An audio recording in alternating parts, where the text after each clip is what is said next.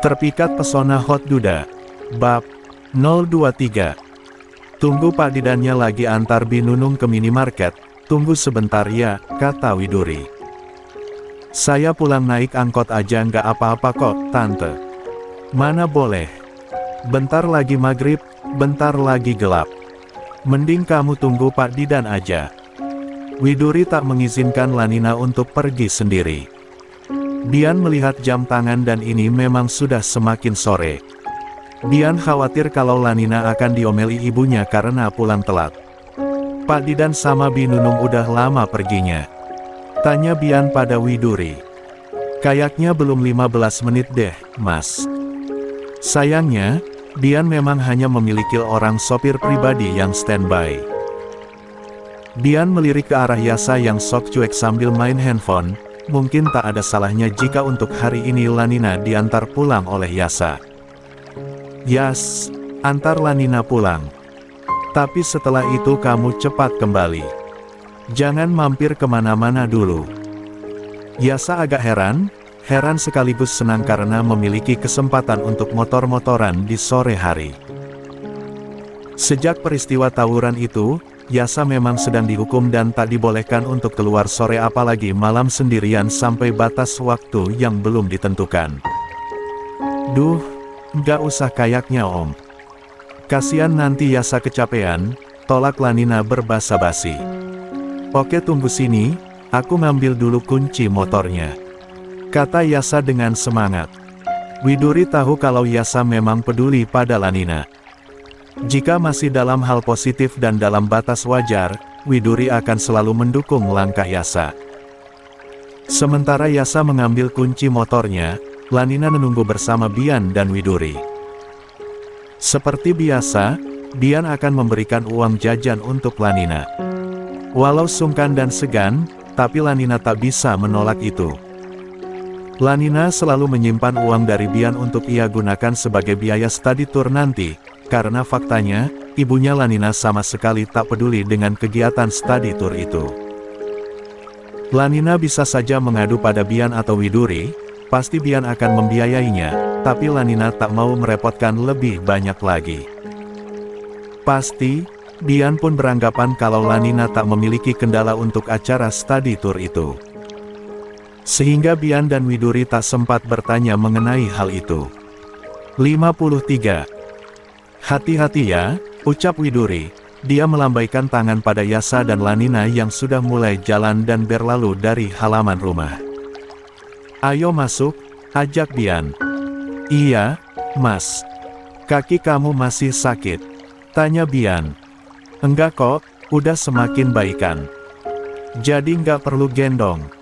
Ya ampun, Mas. Pipi Widuri memerah, sudah puluhan kali ia digoda oleh sang CEO. Tapi rasanya masih tetap sama, tetap saja membuat Widuri tersanjung dan tersipu. Gimana kalau malam ini kita makan di luar? Boleh, Mas. Oke, ayo bersiaplah. Mereka merencanakan pergi makan di luar rumah untuk malam ini. Tapi kemudian Widuri ingat pada Yasa. Bagaimana dengan Yasa saat pulang ke rumah nanti? Pasti dia kesal karena tiba-tiba harus ditinggal makan malam sendirian di rumah. Tapi, Mas, Yasa gimana? Nanti dia makan sendiri di rumah. Kenapa? Kamu mengkhawatirkan perasaannya. Kamu takut Yasa marah karena kita pergi keluar berdua sementara dia makan sendiri di rumah, begitu? Widuri tersenyum kagok sambil mengangguk pelan. Ternyata Bian bisa membaca pertanyaan yang ada di benak Widuri tanpa harus Widuri mengatakannya. Kamu nggak perlu cemas, Widuri. Dia akan baik-baik saja. Oke. Widuri mengangguk lagi tapi agak tidak yakin untuk kali ini. Widuri harap itu benar. Widuri tak ingin membuat Yasa semakin benci dengan dirinya, apalagi belakangan Yasa sudah mulai menunjukkan secuil perhatian. Ayolah. Aku udah reservasi di resto favoritku. Aku yakin kamu juga akan suka makan malam di resto itu. Iya, Mas. Widuri tak bisa menolak Bian, walaupun hati dan pikiran mulai semakin memikirkan perasaan anak sambungnya. 54. Padahal, Yasa sudah lebih dulu membuat rencana.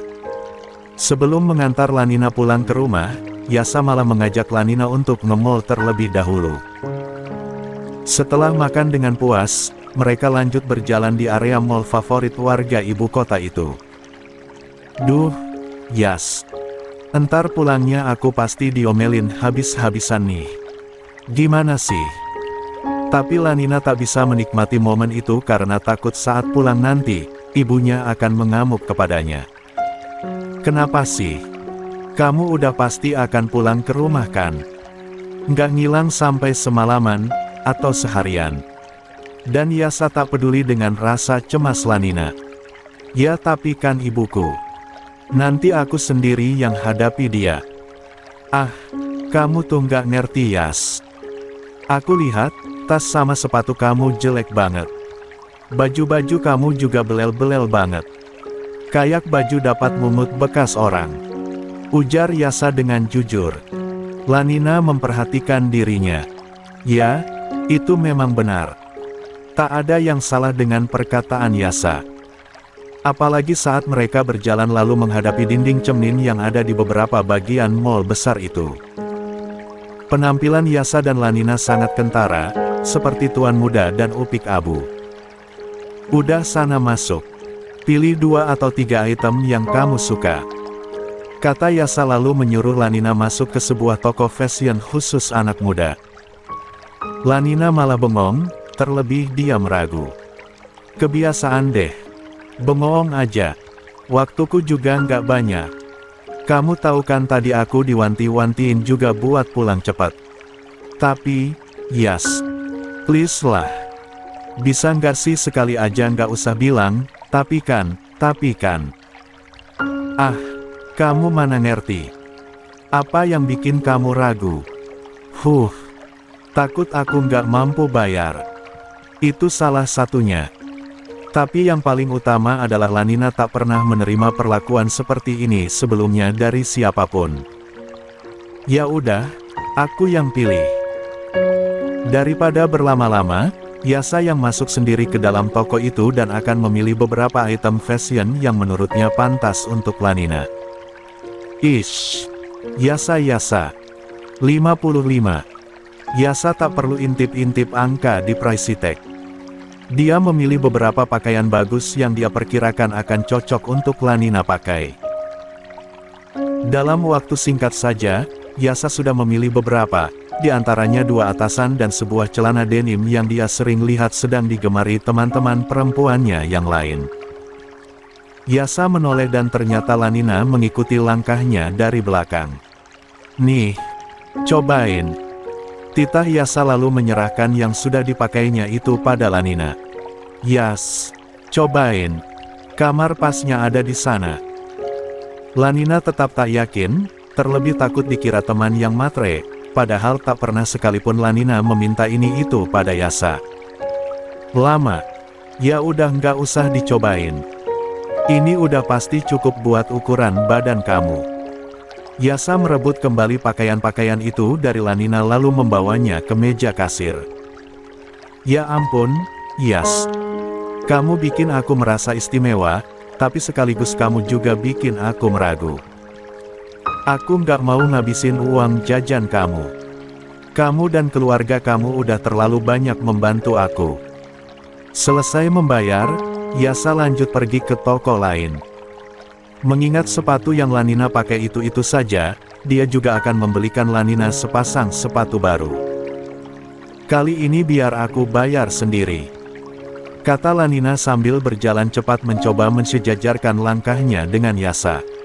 Duit kamu nggak akan cukup. Pasti cukup kok. Setiap kali papa kamu kasih aku uang jajan, aku simpan uangnya baik-baik. Ya udah paling bener uangnya kamu simpan baik-baik. Ih, Yas. Lanina tak bisa mengendalikan Yasa. Sama seperti saat memilih pakaian, Yasa juga memilihkan sepasang loafer cantik untuk Lanina, mengira-ngira ukurannya lalu membayarnya. Selesai. Nih, bawa sendiri. Yasa menyerahkan 2 paperback belanjaan yang sudah dibayarnya pada Lanina. Nyaris saja Lanina ingin menangis di sana. Menangis karena Yasa terlalu baik memperlakukannya, padahal dia tak pernah sekalipun dibelikan baju baru oleh sang ibu. No drama. Jangan ada acara nangis terharu. Ayo.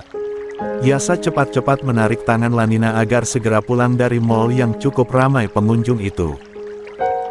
Tapi, saat hendak berjalan menuju pintu keluar menuju ke gedung parkir, tak sengaja Yasa harus bertemu dengan sang mama. Yasa, 56. Regita kaget bertemu putranya ada di mall itu. Lanina lebih kaget, dan segan pastinya. Kamu ngapain di sini? Siapa itu? Regita menatap heran pada Lanina. Yang pertama kali ia lakukan adalah menatap Lanina dari ujung kaki ke ujung kepala. Tanpa kata pun, Regita sudah pasti tidak menyukai sosok Lanina. Sementara itu, Bian dan Widuri sudah sampai di sebuah restoran bintang 5. Untuk bisa makan di tempat itu, para pengunjung harus reservasi tempat beberapa jam sebelumnya, bahkan kadang harus reservasi beberapa hari sebelumnya. Sesampainya di sana, Bian dan Widuri diantarkan sampai ke meja yang telah dipesan dan dilayani dengan sangat baik. Tapi, saat melewati sebuah meja yang telah ditempati oleh dua orang yang sedang melakukan dinner di sana, Bian berhenti sejenak dan ada rasa ingin menyapa. Selamat malam, Pak Emil. Bian menyapa, tapi atmosfernya agak kurang mengenakan. Orang yang disapa oleh Bian menoleh dan tampak kaget sekaligus panik. Orang yang disapa Emil oleh Bian itu kelihatan tidak nyaman, begitupun dengan teman wanitanya yang merupakan aktris muda yang sudah mulai warawiri di layar kaca. Selamat malam, tukas pria 50 tahunan itu. Dia sangat menjaga wibawanya. Silakan dilanjutkan. Tapi sungguh saya nggak menyangka bisa bertemu Anda di sini. Senyuman Bian agak sinis, sepertinya ada sesuatu di antara Bian dan orang bernama Emil itu. Ini makan malam bisnis, jawab pria itu lagi, seperti sedang mengatakan sebuah alasan kenapa dia ada di sana. Oke, silakan dilanjutkan. Maaf mengganggu.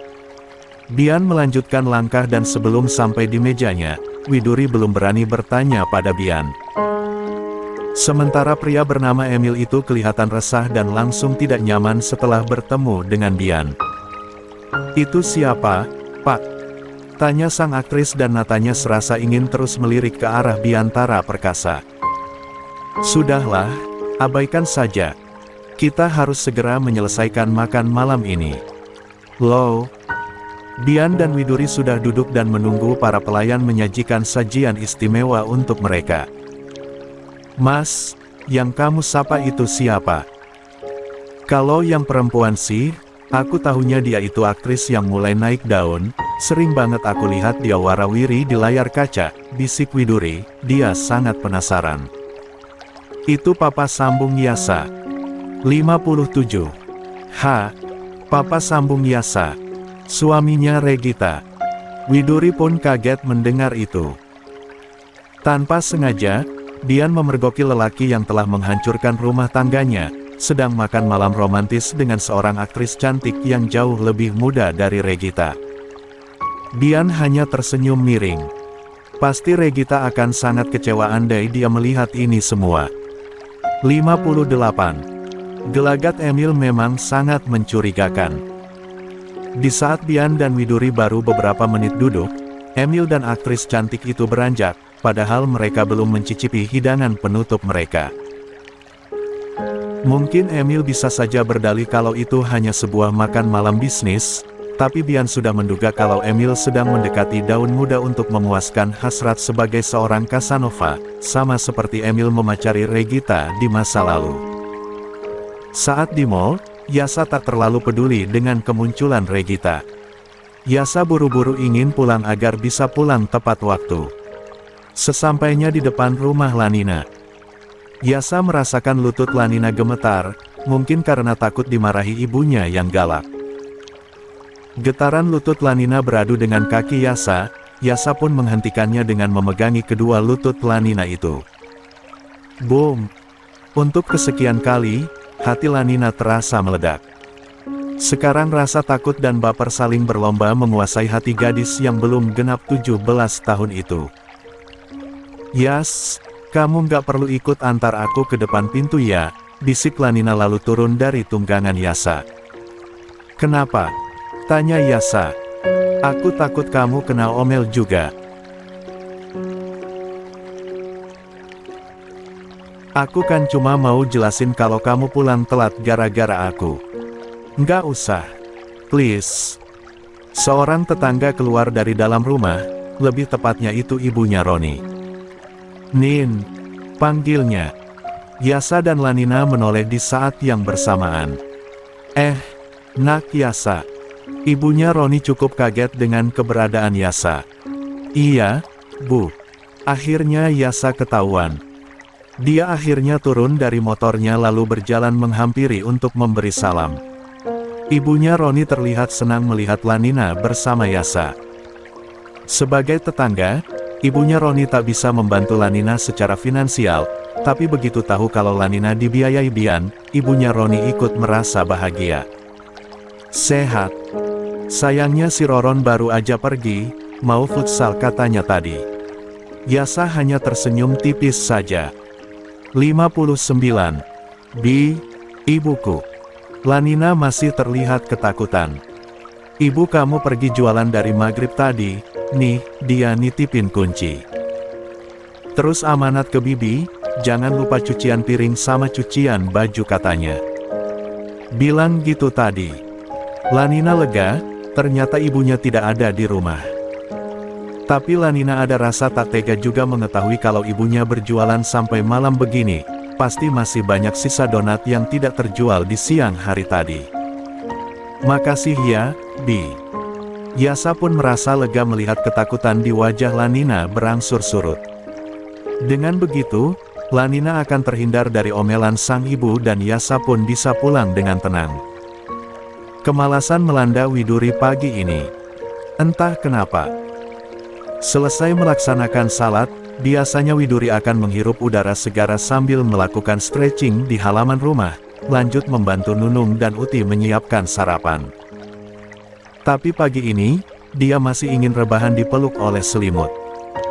Bian keheranan, bahkan Widuri tidak menyiapkan kemeja dan dasi yang akan dipakai Bian ke kantor pagi ini. Tapi Bian tidak mempermasalahkan itu. "Kamu sakit?" Bian bertanya pada Widuri. Widuri pelan-pelan membuka mata.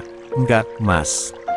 Tapi nggak tahu kenapa aku kok malas ngapa-ngapain ya. Perlu ke dokter." Bian duduk di tepi ranjang lalu mengelus kepala istrinya yang terlihat sangat lemas itu. "Enggak, Mas. Cuma lemes aja kok. Aku bisa undur beberapa agenda kerja pagi ini. Sebaiknya kita cek aja ke dokter, biar langsung ketahuan apa penyebab kamu merasa lemas begini." "Enggak, Mas. Kalau sampai siang terus kayak gini, baru deh nanti aku minta antar ke dokter." Sebenarnya Bian memang masih ada agenda penting di kantor. Bian bersyukur karena Widuri masih mau menunggu sampai pekerjaannya selesai. "Ya udah. Mungkin sarapan udah siap, kamu mau makan di bawah atau di sini?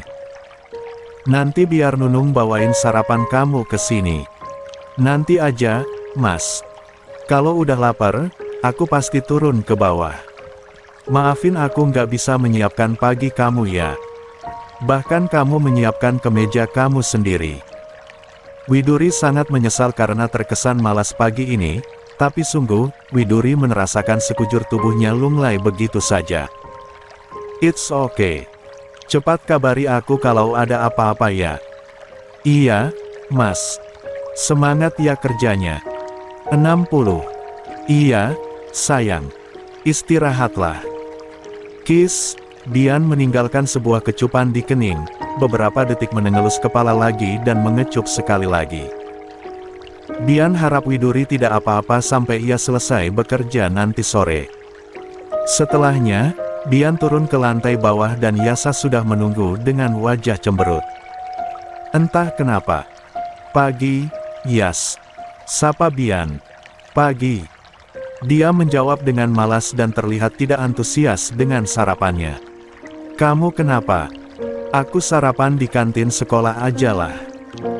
Yasa malah beranjak dan bersiap untuk pergi ke sekolah padahal baru makan satu suapan saja. Uti dan Nunung mengintip dari area dapur dan entah kenapa, mereka justru malah senyum-senyum melihat tingkah Yasa. Kayaknya Denyas udah candu sama masakan Mama Widuri, hihi. Iseng Uti. Iya. Kelihatan sekali ya kalau Denyas maunya dimasakin sama Non Widuri, wakak. Sepertinya prediksi Uti dan Nunung benar. Yasa bete karena dia tak mendapatkan sentuhan masakan Mama, sambungnya.